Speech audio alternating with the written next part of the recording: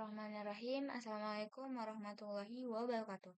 Perkenalkan, nama saya Mila Nurita dengan NIM 2050482.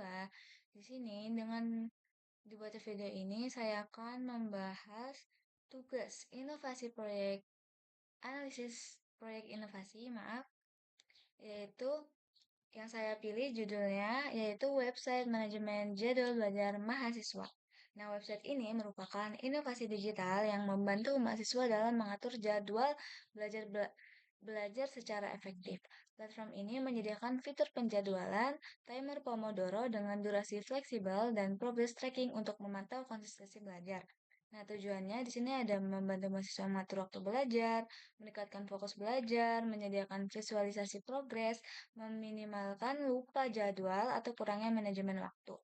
Nah, lingkup kerjanya ada fitur yang dibangun dan ada juga batasan proyek. Nah, fitur yang dibangun itu ada tiga, yaitu manajemen jadwal belajar, timer Pomodoro, dan progress tracking. Nah, di dalam manajemen jadwal belajar ini ada input mata kuliah, ada menentukan tanggal dan durasi belajar, ada list jadwal, edit, dan atau hapus. Di timer Pomodoro ini ada durasi fleksibel sesuai input pengguna, ada tombol start, pause, reset, dan notifikasi sederhana saat waktu habis. Yang ketiga ada progress tracking. Nah, di sini ada statistik total waktu belajar, grafik mingguan, dan streak belajar harian. Yang keempat ada autentikasi sederhana. Nah, di sini ada login mahasiswa dan penyimpanan jadwal per pengguna. Nah, batasan proyeknya apa? Batasan proyeknya itu ialah tidak mencakup mobile app. Jadi ini tuh website aja dan nggak juga menggunakan AI atau machine learning. Dan juga sistem notifikasi masih dasar, belum push notification, dan fokus pada fitur inti tanpa integrasi kalender eksternal. Nah, yang keempat ada timeline proyek selama 6 minggu. Nah, di sini ada timeline proyeknya. Nah, per minggu itu ada tugasnya dan ada outputnya juga. Kita ada goal gitu. Nah, bisa dilihat ya teman-teman di sini. Dan resource-nya itu ada SDM, tools, dan estimasi waktu. Estimasi waktu. Nah, SDM-nya kita pakai project manager yang bertugas untuk perencanaan dan monitoring. Ada programming yang bertugas untuk front end dan back end. Dan UI, ada juga UI UX designer yaitu mendesain tampilan dan tester itu menguji sistem.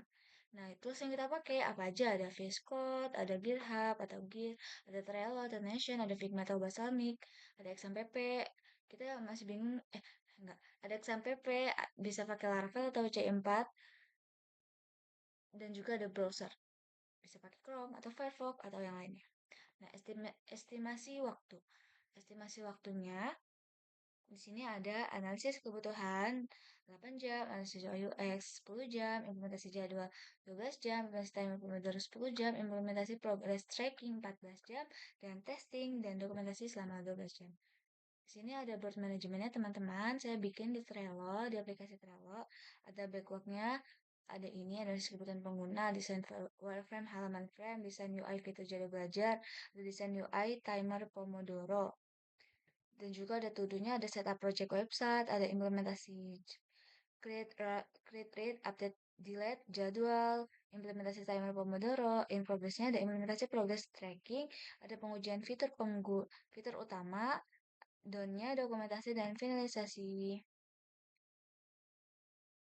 Ya, seperti itu. Di sini lanjut ke analisis resiko. Di sini ada resikonya, ada 5 resiko dan dampaknya juga bisa dilihat di sini ya teman-teman.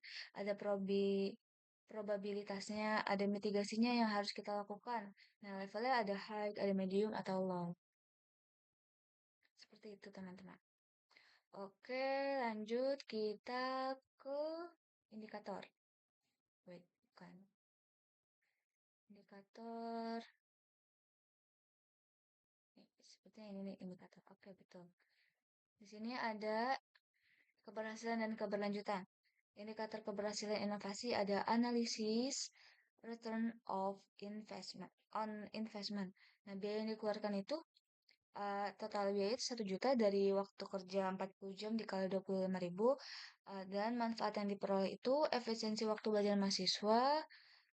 Jadi totalnya itu 1.500.000 dari mana? Dari itu jika dinilai setara 30.000 bermanfaat per mahasiswa jadi dikali 50. Terus perhitungan return on investment-nya, manfaat dikurang biaya, dibagi biaya dikali 100%. Nah, bisa dihasilkan yaitu, bisa lihat hasilnya yaitu 50%. Nah, dengan hasil 50% itu, proyek layak dikembangkan. Di sini yang kedua ada retention rate, simulasi week pada minggu pertama. Kita menggunakan 10 user, 10 pengguna, yaitu ada dengan hasil ada 7 orang yang menjawab iya. Jadi 7 dibagi 10 user itu dikali 100% sama dengan 70%. Yang ketiga ada user satisfaction.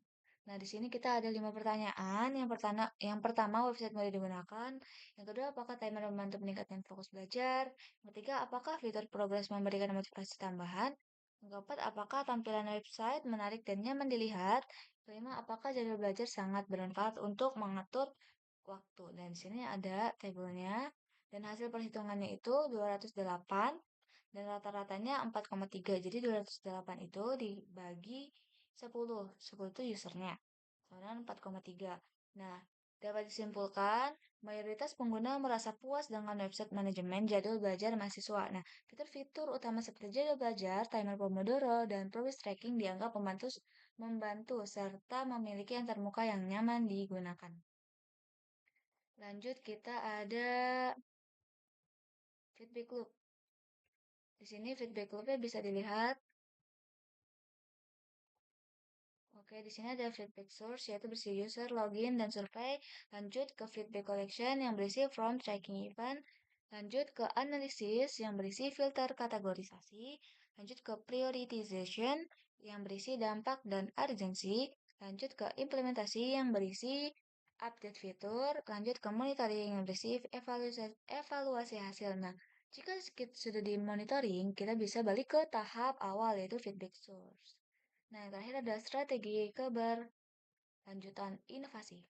Nah, website manajemen jadwal belajar mahasiswa ini merupakan sebuah inovasi yang bertujuan membantu mahasiswa dalam mengatur waktu belajar, menekan fokus, dan memonitor perkembangan belajar dengan lebih terstruktur. Nah, terus yang pertama, ada relevansi inovasi perlu dijaga melalui pembaruan fitur secara berkala. Yang kedua ada strategi upgrade, fitur harus berbasis data. Yang ketiga ada monitoring berkala menjadi bagian penting untuk menjaga kualitas inovasi. Yang keempat ada meningkatkan user engagement merupakan faktor penting dalam keberlanjutan inovasi. Yang kelima, potensi kolaborasi. Kolaborasi menjadi peluang besar dalam mengembangkan inovasi ini. Nah, secara keseluruhan ini, keberlanjutan inovasi ini nggak hanya bergantung pada kualitas fitur awal, tetapi juga pada bagaimana strategi pengembangan diterapkan secara konsisten. Dengan pembaruan berbasis data, monitoring berkala, peningkatan engagement, dan terbukanya kolaborasi di masa depan, website ini dapat menjadi solusi jangka panjang yang mendukung produktivitas belajar mahasiswa secara signifikan. Nah, itu saja yang bisa saya sampaikan. Mohon maaf bila ada kata-kata yang salah atau ada yang belum dipahami, karena saya juga masih tahap belajar. Wassalamualaikum warahmatullahi wabarakatuh.